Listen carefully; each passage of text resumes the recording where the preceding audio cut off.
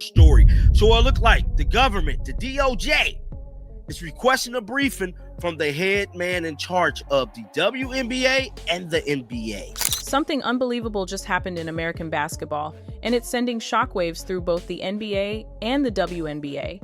Reports are pouring in that the U.S. Congress has officially demanded a full briefing over what's being called the Caitlyn Clark assault. Think about that for a second. A rookie's on-court incident has reached the halls of Capitol Hill. Lawmakers are now pressing league officials for answers, and panic is spreading fast. Coaches are silent, executives are scrambling, and fans are asking what really happened that forced Washington, D.C. to step in? Because this isn't just about basketball anymore, it's about power, politics, and the biggest controversy the WNBA has ever seen. To understand how things spiraled this far, very, very, very serious. The reason this is serious, not only just for the NBA, but for the WNBA as well. We know the WNBA is also being pretty much ran for the most part by Adam Silver and Cathy. we need to go back to where it all started with the rise of Caitlyn Clark, a name that transformed women's basketball almost overnight. The Iowa superstar didn't just bring attention, she brought an entire cultural shift. Her record-breaking college career turned her into a household name, drawing millions of new viewers who had never watched a WNBA game before. When she joined the Indiana Fever, ticket sales skyrocketed, arenas sold out, and TV ratings hit levels the league had never seen. For the first time in years, women's basketball wasn't just trending, it was exploding. But that explosion came with a cost. With every highlight came a target. Opponents played harder, fouled, rougher, and many accused the league of failing to protect its biggest new star. What started as a simple game of basketball soon became a national debate about jealousy, fairness, and how far players could go before tough defense turned into something darker. And then came the hit that changed everything. In a game that was supposed to be routine, a single, brutal play left Caitlyn Clark on the floor and social media in chaos. Fans were furious, demanding answers. Was it intentional? Was it personal? Or was it something even bigger, a reflection of resentment inside the league itself? So you guys, our only hope at getting a new CBA deal done by the deadline, October 31st, or even getting an extension prepped and ready, was one Adam Silver. Adam Silver inserted himself and said he was going to make sure to see to that a deal gets done. And now he's wrapped up in a whole bunch of other foolishness.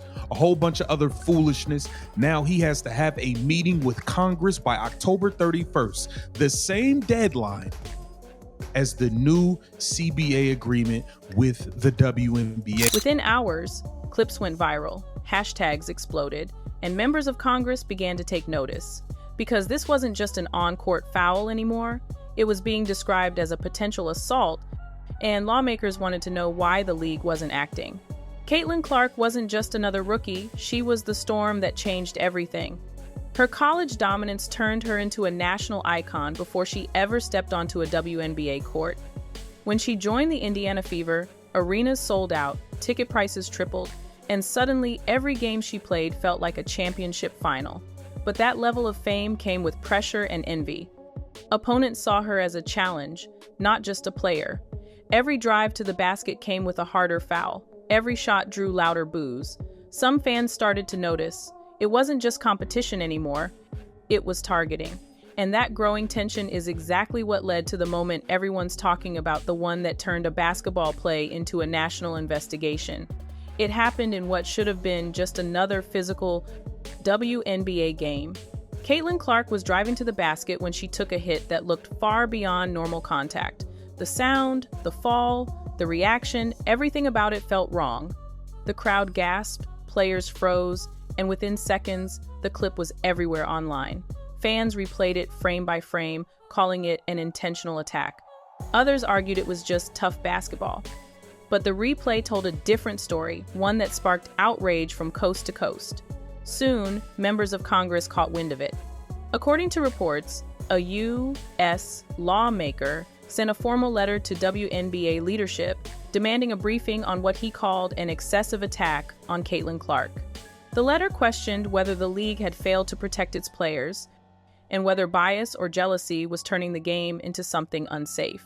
The reaction inside the league was immediate, but not in the way fans expected. Instead of statements or apologies, there was silence. A silence that felt heavier by the hour. Behind closed doors, panic was spreading. It's rare, almost unheard of, for the U.S. Congress to step into the world of sports. But this wasn't about wins and losses anymore. Lawmakers said it was about accountability.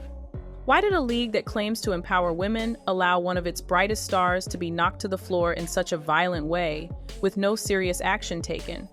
The footage spread beyond sports networks, landing on political news shows, morning talk programs, and even late-night discussions. Suddenly, the question wasn't, was it a foul? It was, how did it get this bad? Congress demanded a briefing from WNBA officials, pushing for clarity on what protocols existed to protect players from excessive aggression. Some representatives described the incident as part of a larger issue of failure in leadership, where rivalries and jealousy had replaced professionalism. Inside the league, executives reportedly scrambled to prepare responses. PR teams worked overtime to calm the storm. And the NBA, though not directly involved, began holding internal meetings of its own, worried that the backlash could spread across all professional basketball. Because if Washington was now paying attention, that meant this was no longer just a sports story, it was a matter of national scrutiny. The fallout was immediate. Inside the WNBA, league officials were reportedly in full damage control mode. Sponsors started asking questions, networks demanded statements, and even players from other teams began speaking out, some defending Caitlyn, others urging the media not to blow things out of proportion. But the truth was, the damage was already done. The league's credibility was on the line. The NBA, though technically uninvolved, couldn't ignore what was happening either. The two leagues share not just branding, but also image, and any scandal that hurts one instantly stains the other. High-profile NBA players began weighing in online, calling the hit dirty, intentional, and bad for the game. The panic was spreading. Insiders claimed emergency conference calls were held between both leagues' offices, with top executives discussing how to restore trust. At the same time, the Fever organization tried to stay quiet, but silence only fueled the fire. Reporters swarmed every press conference, demanding answers. Every photo of Caitlyn Clark, whether she was smiling, limping, or simply silent, became headline material. The story had grown too big to contain, and just when it seemed like things couldn't get any worse, it did. As the controversy exploded, everyone waited for one voice, Caitlyn Clark's. But she stayed quiet. No tweets, no interviews, no emotional press statements, just silence. Her restraint only made the moment heavier. Fans started reading into every gesture, every game, every interaction. Some said she was being silenced by the team's PR. Others believed she was simply too focused on moving forward. Meanwhile, the Indiana Fever released a carefully worded statement expressing concern for player well-being without directly naming the incident.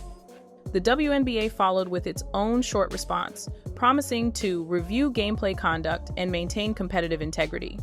But for most fans, it felt like lip service too vague, too slow, too corporate. Behind the scenes, reports surfaced of private meetings between players and league executives. Rumors suggested that several veteran stars were furious about how the situation was handled, both the hit itself and the aftermath. One anonymous player was even quoted saying, "If it takes Congress to protect one of us, what does that say about the league?" That line echoed across social media like a warning shot. And it set the stage for a bigger, deeper problem, one that went far beyond a single game. The Caitlyn Clark incident didn't just spark outrage, it ripped open old wounds within the WNBA. For years, players and fans have debated the balance between physical play and player safety. But this time, the argument reached a breaking point. Many began asking an uncomfortable question. Is the WNBA protecting all its players equally? Some felt that Clark's massive media attention made her a target, while others claimed she was getting special treatment. That divide quickly turned toxic, both online and inside locker rooms. Commentators pointed out that this wasn't just about one foul. It was about the culture of the league. Critics accused the WNBA of struggling to manage its new wave of fame, one driven by Caitlyn's popularity and the sudden influx of mainstream viewers. Others said jealousy was quietly growing among players who felt overshadowed by her spotlight. At the same time, the NBA's involvement showed just how far-reaching this had become. Sponsors feared backlash, TV networks feared boycotts, and fans feared that politics was about to take over the sport they loved. What started as a hard foul had now become a national debate on fairness, gender politics, and the pressure of fame. And if Congress was now stepping in, it meant one thing: this wasn't going away anytime soon. Once the footage went viral and Congress got involved, the biggest names in basketball began weighing in. Charles Barkley didn't hold back, calling the incident a disgrace to the game and saying the WNBA had dropped the ball on protecting its stars.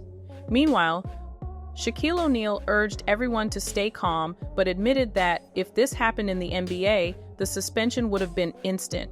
Even Stephen A. Smith took to ESPN to demand accountability, saying, "You can't let jealousy destroy your league's future." Then came the voices from the women's side. Sue Bird and Diana Taurasi, legends of the WNBA, both spoke up. Bird called the congressional involvement embarrassing for the league, adding that players shouldn't need Washington to step in for safety. Taurasi took it even further, hinting that internal rivalries and resentment were bigger problems than people realize. Sports journalists from The Athletic and USA Today described the moment as a wake-up call, proof that the WNBA wasn't ready for the fame and scrutiny Caitlyn Clark brought with her. Some even argued that this controversy might push the league into rewriting its entire disciplinary system. And through all the noise, Caitlyn Clark still said nothing. That silence, that composure, turned her from a player into a symbol, a rookie who'd unintentionally forced two leagues and the U.S. government to confront uncomfortable truths about power, protection, and respect in sports. In the end, what happened to Caitlyn Clark became much more than a foul. It became a reflection of everything the WNBA is struggling to face: fame, rivalry, and accountability. With Congress now watching and fans demanding justice, the league stands at a crossroads. Will this lead to lasting reform or fade away as just another controversy? One thing's certain: Caitlyn Clark's silence speaks louder than any press conference. The whole basketball world is listening.